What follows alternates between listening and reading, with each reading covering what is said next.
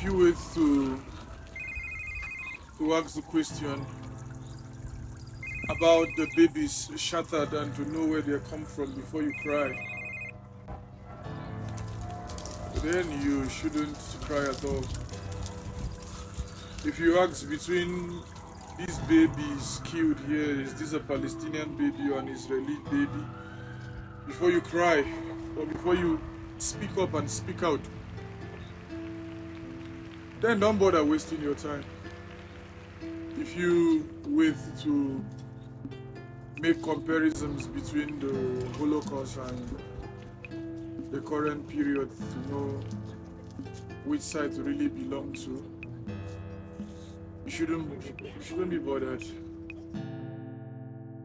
Babies are dying, women are dying, parents are dying. It doesn't matter whether they are Palestinians or they are Israeli. The most important thing is that people are dying and humans are dying, and that's very, very disturbing. It doesn't matter which country these people are coming from. The most important thing is that something very, very evil is going on, and war is evil in whatsoever dimension you get to look at it.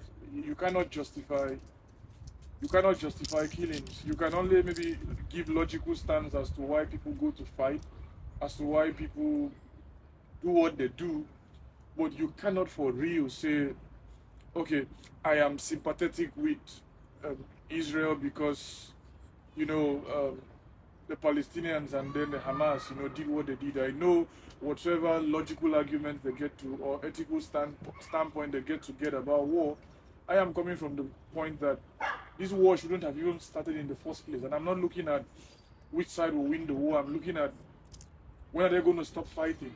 When are we as a people in the world going to stop fighting? When are we going to stop killing ourselves? When are we going to embrace peace? When are we going to do the right things we're meant to do? Because in the long run, that's what is very, very important. Nobody truly wins a war. Nobody really wins a war.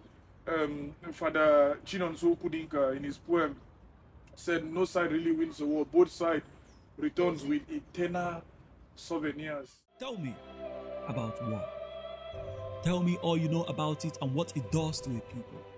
Tell me about children who died like flies. There are injuries that go with these things. So that when I begin to see people say the babies that were killed, were they Palestinians or were they Israeli, doesn't really matter. Are they from Gaza? Were they killed from the other side? It doesn't matter. What matters is people are dying, and you don't need a degree in philosophy, you don't need a degree in theology, you don't need a degree in even ethics to know these things. That people are dying, and it's very, very wrong. Same thing also with the whole idea of the fighting in Congo and the genocide being committed there. It's still not getting the much coverage it should get, but nobody talks about stuff like that because to them it doesn't really add up. But for me as a person, for me as a human being, for me as an African, the underlying statement here is that people are dying. Human beings are dying. And they shouldn't be dying in this number. These are preventable deaths. These are dreams of children. These are dreams of the world. These were potential scientists in the future. These were potential doctors. These were potential journalists and Nobel laureates and scientists, inventors, businessmen and businesswomen, economists, philosophers, poets, literary giants and police officers, soldiers and all that. But they've just all been killed because of what? A war that we still don't want to embrace peace and love because, we divide ourselves across lines, across boundaries, across a whole lot of things that shouldn't be counting as a way forward. But we accept this and we die. And you find people justifying why they shouldn't cry.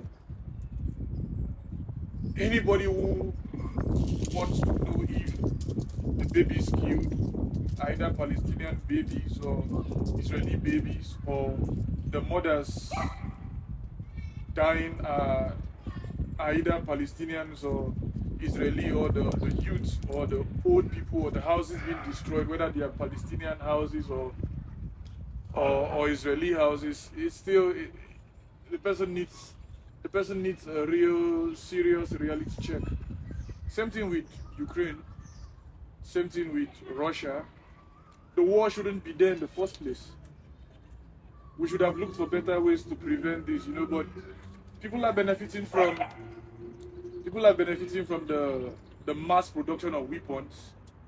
People are benefiting from mass production of crops that end up as relief materials to the warring zone. It's just like the hypocrisy of America, supplying and supporting Israel, at the same time sending relief materials for Gaza and the Palestinian people. It's a double standard. It's a kind of having this double thinking from George Orwell's point of view. It's like this Orwellian idea of having to hold two different and contrary interpretation and then still go ahead with all of them. The wars around the world are things that can be solved. They are things that can be resolved. But you see human greed. You see the need to be in power, the need to be stronger than the next man, the need to be domineering, the need to hold dominance, the need to feel important, just puts all of us in a very, very bad and a very, very tight corner. It's so sad that the world is where it is, and we are not going anywhere until we accept our reality, until we accept the fact first that we are humans, not just humans. That if you fall sick today and my blood group matches yours, I can give you blood. Is that not so? Regardless of the color of my skin, regardless of whatsoever, the most important thing is that if you need blood and my blood matches yours, you can be transfused with my blood and you will survive. Steve Jobs had a kidney transplant before he died, and he shared the joys he felt having another person's kidney within himself. Nobody cared about whether the person is black, whether the person is white, by the way, there are no white people, there are no black people. I'm not black, but I know the angle they are coming with, the concept of being black or being white. Indians are not red. Indians are not red. They are not red people. They are no white people. Have you already seen They are calling red to them? Yeah, they call Indians red. Like, really? I didn't know that. Yeah, they call Indians red. Like, they are no white people. They are no black people. First and foremost, they are human beings. The texture of our skin and then the melanin of our skin can be different, but man, that's not what we should be really looking at. We should be looking at other things that can, bring us together. We were first humans before we were any other thing. I didn't grow up having this consciousness of being black or whatsoever. So when I see people put up this idea of racism, put up this idea of class, put up this idea of elitism, I just laugh, because the humbler of all of us is dead, right? We all cry, we all feel hungry, we all go to sleep, we all have sexual tension, we all have emotional needs, we all have all these things within us. And ultimately, we all die. So why all of a sudden feeling yourself when you should be very, very humble? And another grand level of all of us is that we're very limited in our sense of knowledge. We don't have everything it takes to be all-knowing. It's not true. And people who claim to, when they put up this proud mentality and when they put up all this proud stuff, I just ask myself, like, What level of ignorance are they really having for them not to really understand that life doesn't really work this way? Life works in far different dimensions.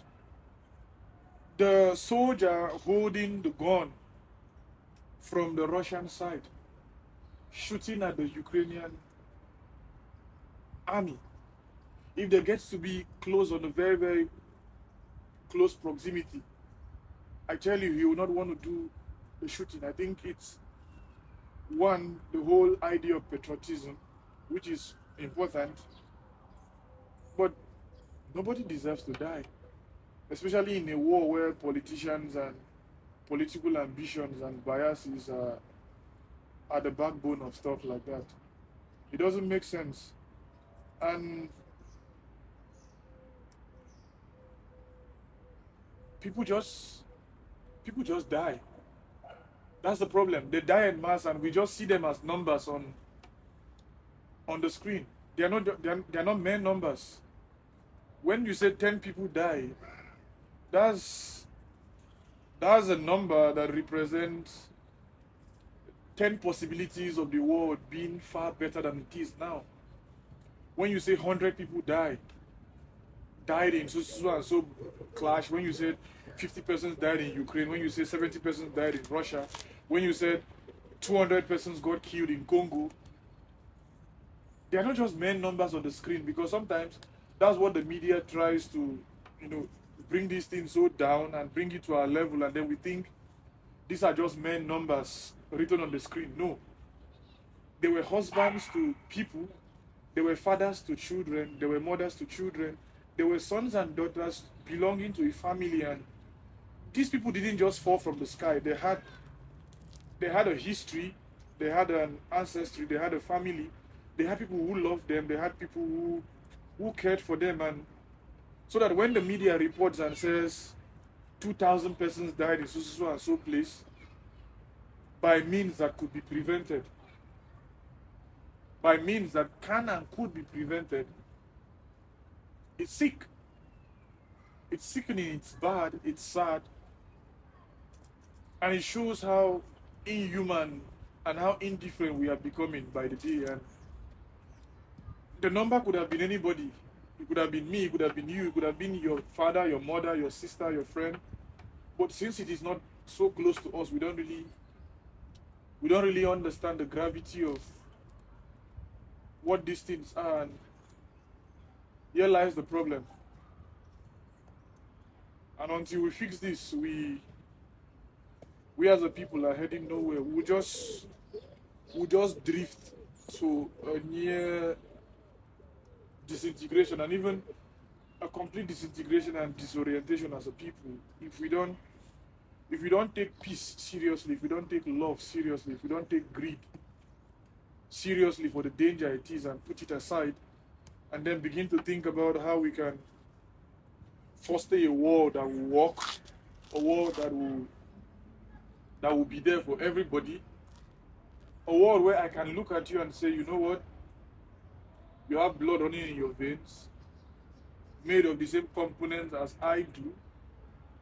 You cry, you feel pain, you go to sleep, you fall sick, you feel emotionally attached and detached, you feel everything I feel, regardless of the geography of my nativity, regardless of where I was born, regardless of how far I have come, regardless of how seemingly useless I might be in the sense of modern day, materialistic positionings and leveling. We've become so materialistic that we think humans are important as to how they can put up things in our world. But it is not like that. It doesn't work so.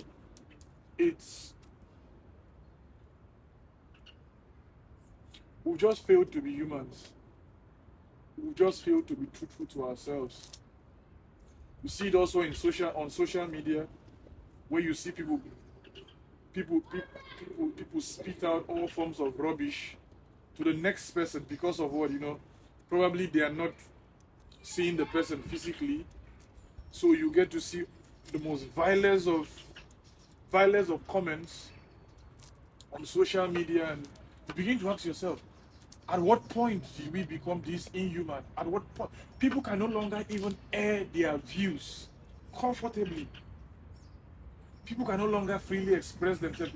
You see youths trying to, not post things. You see people not being able to express themselves really, because the world has become so indifferent and so bad. You post a picture, you're either body shamed, you either cancelled, you either being victimized. There are a whole lot of crazy things that happen in our world nowadays that weren't like that and shouldn't be so. The whole cancel culture on social media, it's crazy. The whole idea of the level of hypocrisy we tend to put up as a people, saying, you make mistakes, right? I make mistakes as a human being, but when we come to the altar and the podium or the platform of judging, we judge others so hard that we fail to understand that we too either have done worse things than that, and the likes of that. You remember when we're talking about homosexuality and all that, we did talk about the problem in not looking at the biological difficulty most of these persons go through, or the options that were left for them before they picked whatever they picked. Things don't just happen. Newton's law will talk about a body that will continue to remain at a state of rest until an external force is exerted on it, and it will continue to be like that until another force gets to collide with it, which gives rise to the second law. And then the third law will talk about, for every action there's an equal and opposite reaction.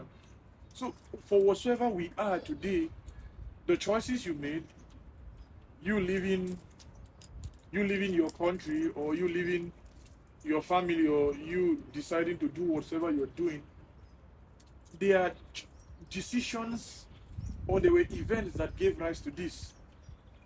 If you were born in, let's say, Queenstown, probably you wouldn't have been here. Queenstown in New Zealand, let's assume you were born in Queenstown, probably you wouldn't be here, right? There will be other options that would have been left for you that would have made you not to even think of living in the first place. But here you are, here am I, and whatever must have given rise to we talking about these things today, it's a whole lot. These things didn't just fall out of the sky.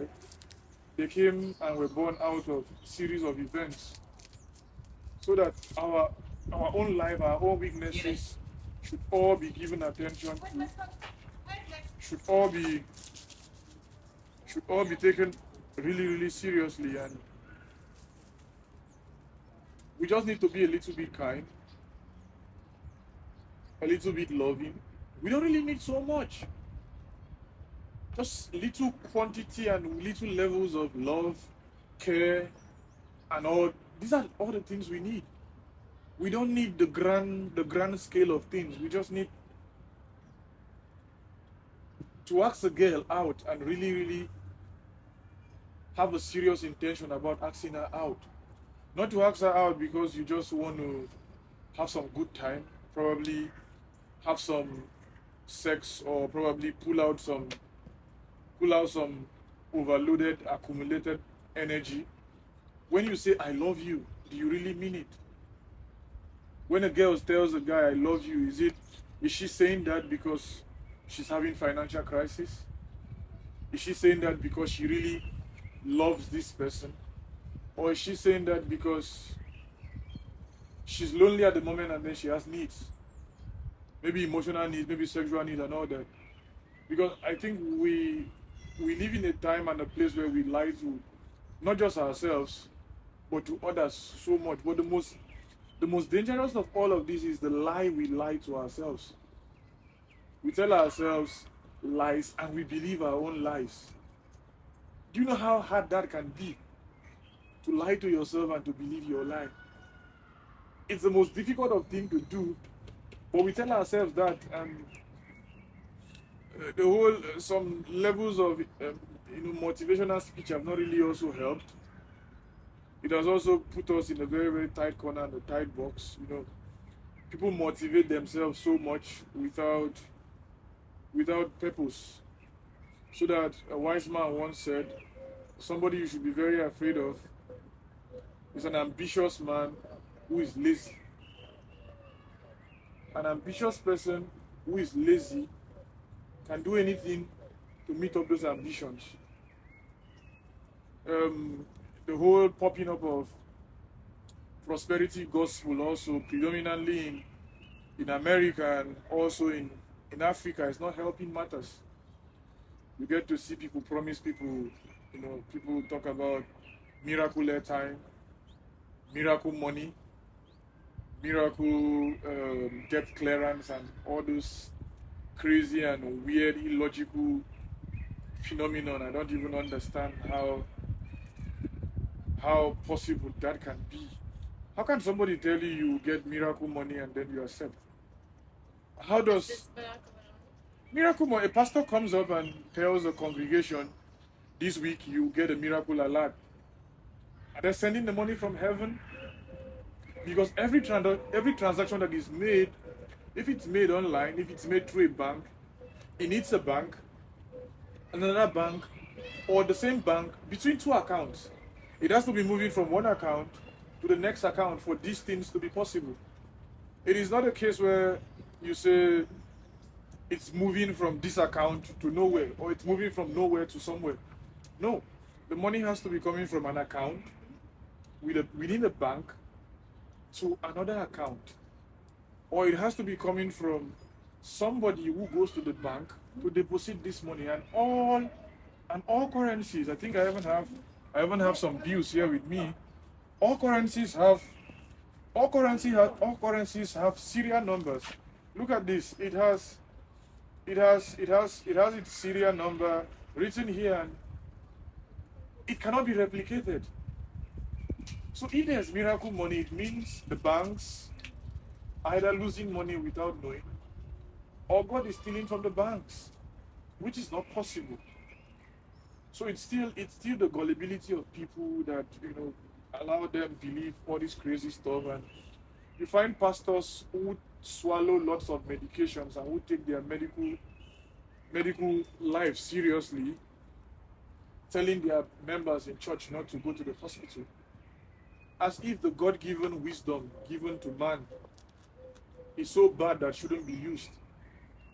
These pastors fly planes, they drive expensive cars, they have serious security, but then you see them tell their parishioners to trust in God and believe in God for protection and all that.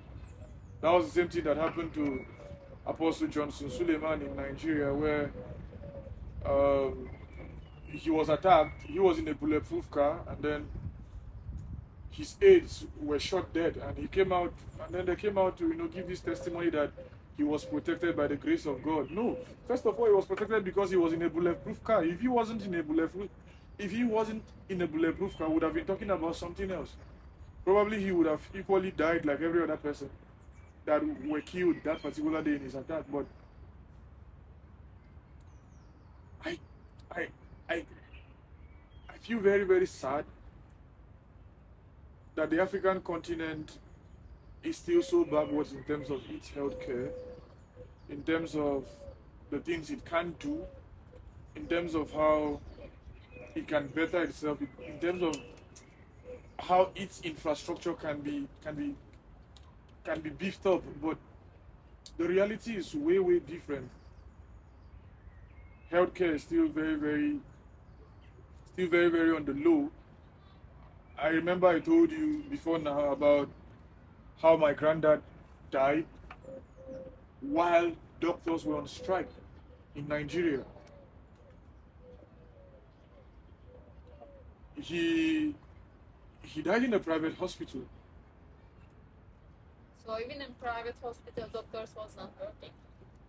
The whole stuff there is, how this thing works is, these guys go on strike because of the poor the poor government policies that are set in place.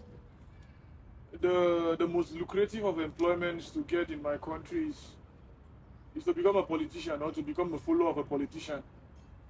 Don't speak about the ills they do, don't speak about the bad stuff, and you excel. But then I ask myself, these are men who have been in power, some of them for 20 years, some of them for 30 years, some of them even for 40 years, who started their political career early. Some of them in their 70s, some of them heading to their 80s. And you see the mass accumulation of wealth. They amass so much money that they cannot use. They amass so much that we're sitting in the park now, talking. A typical Nigerian politician would think parks like this are very, very stupid. He doesn't really think deep. He just thinks, what can he grab? What can he snatch? What can he take away? What can he run away with? That's what he thinks about. That's their concern. So that doctors have been on a serious exodus from the continent en masse, with none of them having a prick of conscience. Same thing with nurses. They're all fleeing the Sahara, crossing the Mediterranean, crossing the Atlantic, going as far as where they can just... These doctors are not asking for... They're not asking for too much. They're just asking for basic stuff, you know. What I can use and put food on the table of my family. I've studied medicine for 6, 7 years, 8 years, and I want the government to, you know, appreciate my art, appreciate my craft, appreciate the skills I've acquired. And these guys are handling the most important thing in the world. What's the most important thing in the world than the gift of life? These are places and things that can be developed. These are places and things that can be built upon. But no, these guys buy SUVs. These guys buy serious cars, luxurious cars from money that doesn't belong to them. And churches aren't helping matters. You go to a church, you see politicians come for Thanksgiving. They come to testify as to what God has done for them, but we know who these people were before they got into power. We know the type of life they led before they got into power. They were as poor as us, but then getting to power, in 2-3 months, they are building houses, driving jeeps, flying the country, going for medical tours across the world. They come to church. They go to our mosques. They come to our families. And we don't ask them questions. It's a dead of value, it's a dead of culture. We keep quiet, we keep mute. Pastors, reverend fathers, bishops, imams, religious leaders lay hands on them, and you know the prayer they say, where this has come from, let more come from there. If it's Muslim, they get to say Isha Allah. If it's Christians, they get to say in Jesus' name, and everybody shout Amen, and everybody is happy. But the nation is crumbling. The Western world is not coming to save us. The Western world will not ordinarily just come to, you know, make things better for us. It is not their prerogative. It is not their duty. They have done whatever they have done in past times. They have done whatever they have done to the continent in previous years, aided by our brothers and sisters. So that the whole idea of neo-colonialism is not even predominantly about the influence of the West on the continent of Africa, but the influence our brothers and sisters give. It's also an aid that comes from within ourselves. The colonizers built bridges, built roads, brought about few train stations. I have one call. The colonizers built bridges, built roads, a few railway stations here and there, erected hospitals, erected schools in their own stead. In and of themselves, these things are good. These things are good for a people, but as to what really they took away from the people, it cannot be compensated by the mere introduction of these things. One way or the other would have figured out our existence and our life.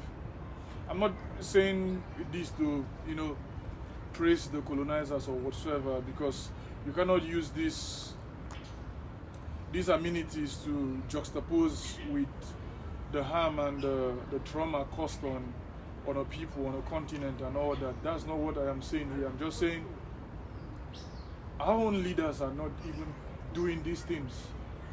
With all the clamoring for independence, with all the clamoring for self-governance and sovereignty, they are not doing these things.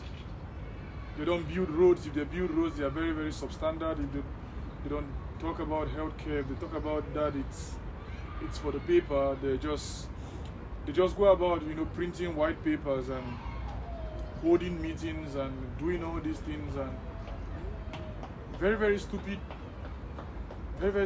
lifestyle. It's a lifestyle I still don't understand. That men who are about to die, women who are about to die, women who would eventually die,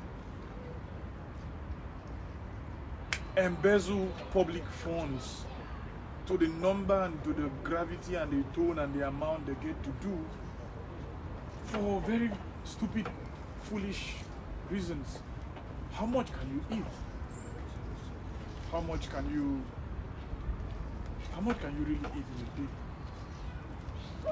You can't eat so much. You can't use so much. You can use only very, very few. You can't sleep in 10 rooms in one night. You can be changing the rooms, but it still means you would only sleep at a particular time in a particular place. Because a being can only be at once, not in 2, 3, 4, 5 places at the same time. This leaves me sick and it leaves me sad. You can talk down on the colonizers, you can insult them, you can say whatever you want to say. It is not a good point, but I am saying those guys build things that our guys are not even thinking of doing. Roads, if you check most of the roads they build, they are still quality roads. If you check most of the schools they build, some of them are still standing till today.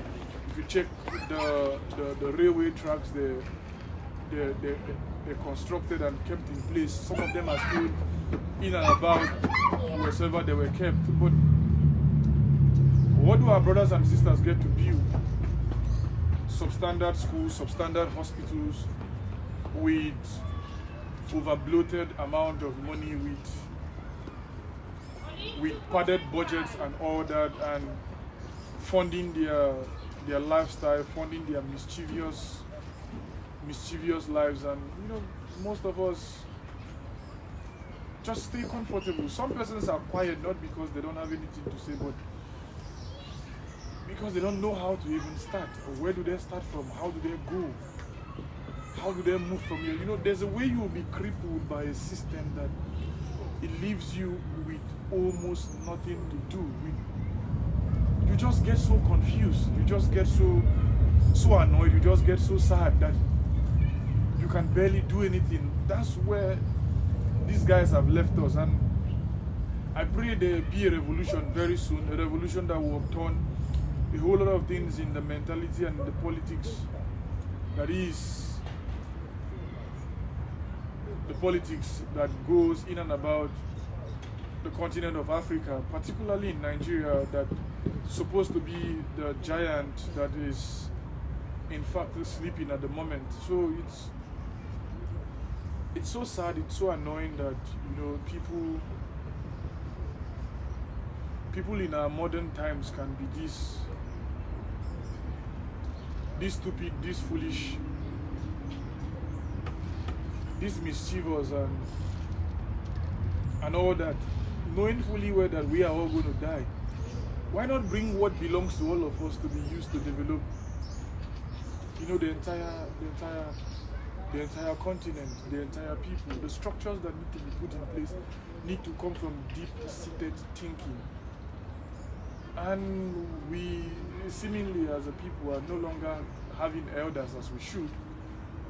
Our pastors are failing us. The best and brightest are leaving the continent and seemingly forgetting everything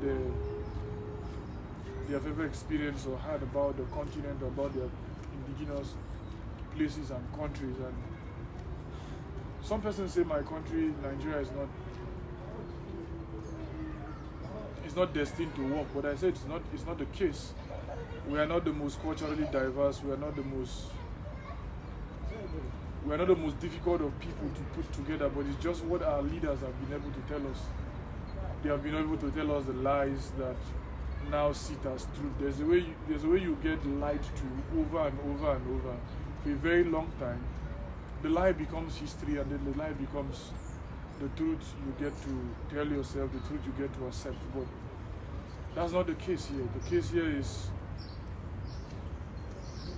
we've been divided across boards, across sectors that shouldn't be. We've been divided across tribes. We've been divided across languages. We've been divided across social standings and all that. And they've always used the tribe to victimize us. They've always used the tribe to. You'll get the popular saying that you are not Igbo, you are not Yoruba, you are not Hausa, you are not Ijo, you are not Ishekiri, you are not from Ibira, you are not from Owerri, you are not from Kalabari, you are not from Akwa Ibom, you are not an Efik man or woman, you are not a Buki man, you are not from Yala, you are not from Okpoma, you are not from Ogoja, you are not from Ikom, you are not from Dekwara and all that, and it leaves a whole lot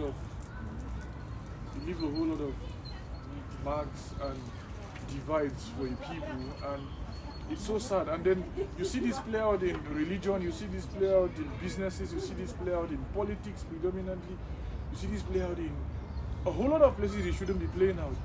That we don't even care to check if this person is competent for a job or if this person is competent for an office, in as much as he is from my place. We don't care the philosophy he brings, we don't care the ideas and the ideals he stands for, we don't care about his past. Oh, he's just my brother, and the whole idea of federal character also, it's a problem. We have this system of, giving turns to people, it's the turn of the southeast, it's the turn of the southwest.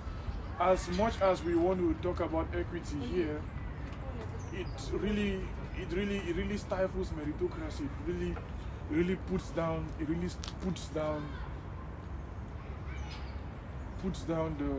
the continent and the country on many fronts, and it's so sad. So going forward, until my people begin to think of how they can better the country collectively, I don't see that we are going to make progress anytime soon. Because I always give this analogy to my colleagues and my friends and to whoever cares to listen to me.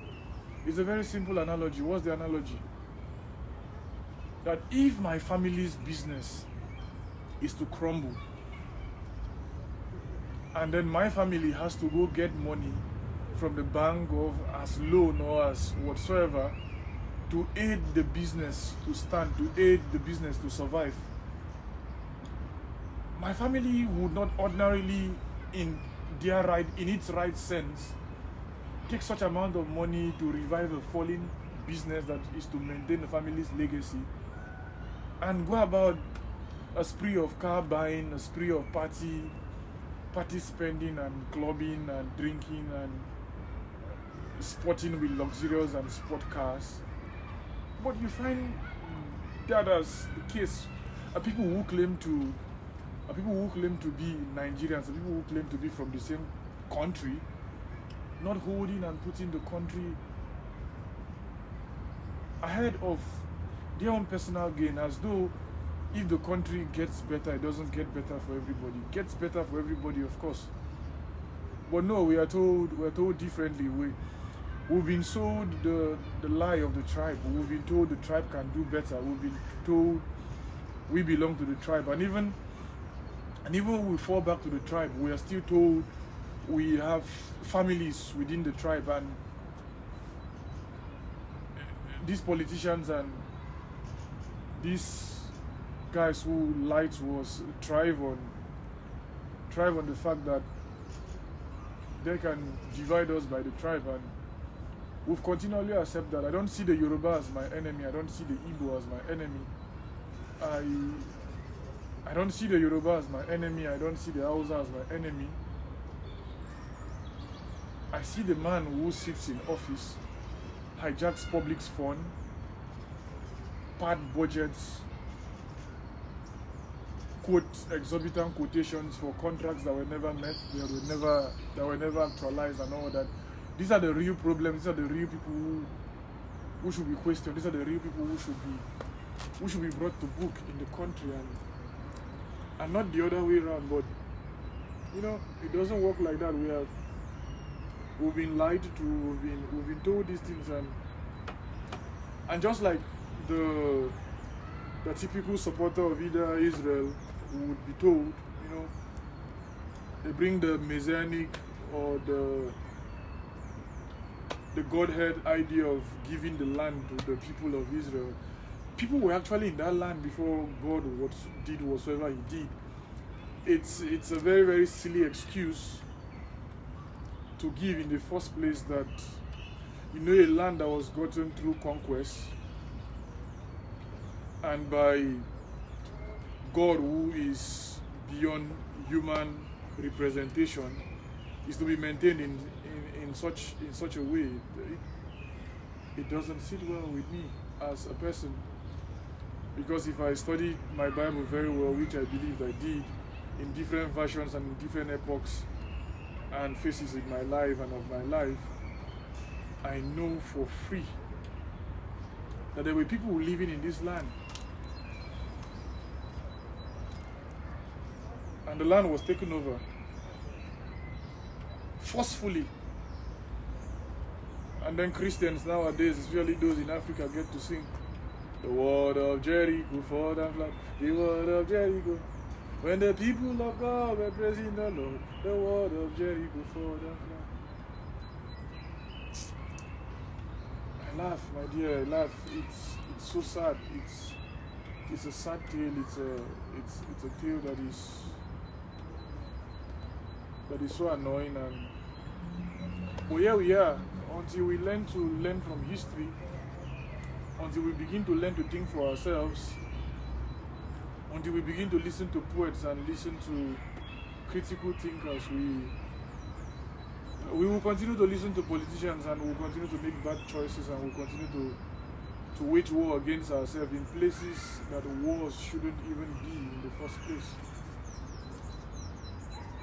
The wars in Israel, between Israel and Palestine, the war in Ukraine, the war between Ukraine and Russia, the genocide going on in Congo,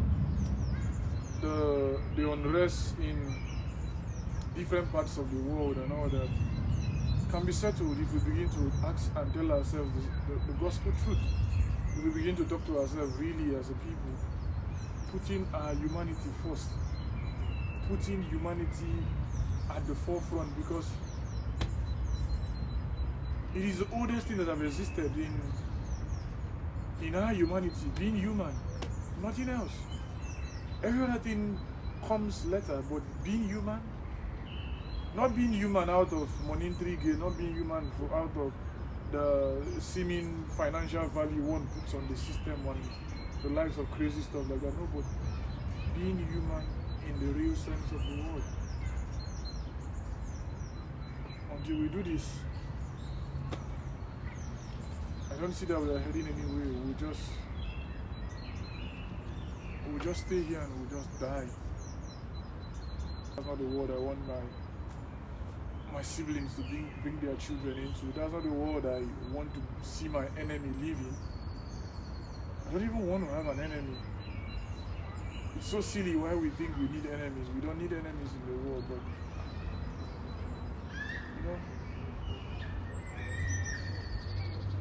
see how these things go, you know. So sad. So sad.